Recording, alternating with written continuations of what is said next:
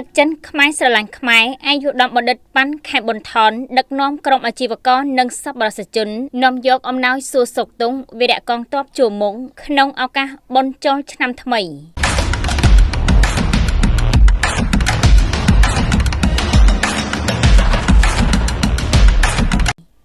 បន្ទាយមានជ័យក្នុងស្មារតីសាមគ្គីភាពនិងការដឹងគុណយ៉ាងជ្រាលជ្រៅចំពោះវីរៈកងទ័ពដែលកំពុងឈរជើងការពារទឹកដីនៅព្រឹកថ្ងៃសុក្រទី10ខែមេសាឆ្នាំ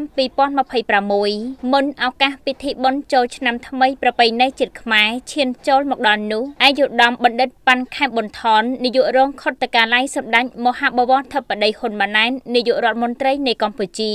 រដ្ឋលេខាធិការទីស្តីការគណៈរដ្ឋមន្ត្រីនិងជាប្រធានក្រុមការងាររាជរដ្ឋាភិបាលចុះមូលដ្ឋានក្រុងប៉ោយប៉ែនបានដឹកនាំក្រុមការងារអាជីវករសប្បុរសជននិងយុវជនចុះសួរសុខទុក្ខនិងនាំយកអំណោយដ៏ថ្លៃថ្លាជូនបងប្អូនវីរៈកងទ័ពជួរមុខក្នុងខេត្តបន្ទាយមានជ័យការផ្ដាំផ្ញើសួរសុខទុក្ខនិងការលើកទឹកចិត្តក្នុងឱកាសដ៏មានអត្ថន័យនេះអាយុដំបណ្ឌិតប៉ាន់ខែប៊ុនថនបានពំនាំនៅប្រសាសន៍ផ្ដាំផ្ញើសួរសុខទុក្ខប្រកបដោយក្តីនឹករលឹកបំផុតពីសំណាក់សម្ដេចមហាបវរធិបតីហ៊ុនម៉ាណែតនិងលោកជំទាវបណ្ឌិតពេជ្រច័ន្ទមុនីហ៊ុនម៉ាណែតជូនដល់បងប្អូនវីរៈកងទ័ពទាំងអស់អាយុដំបានកោតសរសើរមិនដាច់ពីមាត់ចំពោះស្មារតីមោះមុនឆន្ទៈស្មោះត្រង់និងភាពអង់អាចក្លាហានរបស់កងទ័ពកម្ពុជា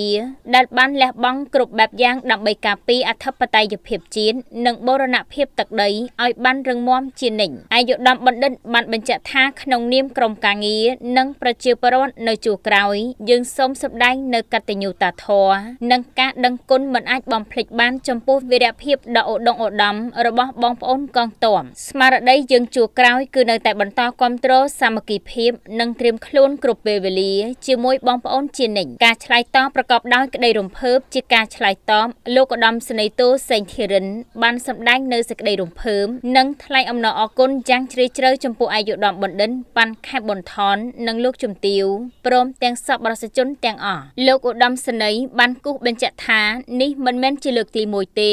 ដែលអាយុដំបណ្ឌិតតែងតែគិតគូរនិងគៀងគរជំនួយមកដល់សមរភូមិផ្ទាល់ទាំងក្នុងគ្រាមានសន្តិភាពនិងគ្រាចាំបាច់នានាដែលនេះគឺជាភស្តុតាងបង្ហាញពីបេះដូងខ្មែរស្រឡាញ់ខ្មែរនិងការរួបរวมគ្នាជាធ្លុងមួយក្រោមដំបូលនៃសន្តិភាពអំណោយដែលបាននាំយកទៅប្រគល់ជូនវីរៈកងទ័ពជួរមុខក្នុងខេត្តបន្ទាយមានជ័យរួមមានគ្រឿងឧបភោគបរិភោគនិងថវិកាដូចជាទឹកបរិសុទ្ធ Hi-Tech 2000 កេសភេសជ្ជៈវីកូឡា 1000 កេសមីជាតិ 1000 កេសទឹកត្រីនិងទឹកស៊ីអ៊ូ 1000 យួរថវិកាជួយឧបត្ថម្ភ30 លានរៀលសកម្មភាពនេះមិនត្រឹមតែជាការចែករំលែកសម្ភារៈប៉ុណ្ណោះទេប៉ុន្តែគឺជាការផ្ដល់កម្លាំងចិត្តយ៉ាងធំធេងដល់យុទ្ធជនដែលកំពុងបំពេញភារកិច្ចការពារជាតិមាតុភូមិក្នុងឱកាសបុណ្យចូលឆ្នាំថ្មីដែលនឹងឈានចូលមកដល់នាពេលឆាប់ៗខាងមុខនេះសម្រួលអត្ថបទដោយលោកមុតចត្រាប្រមាញ់ជ័យដែន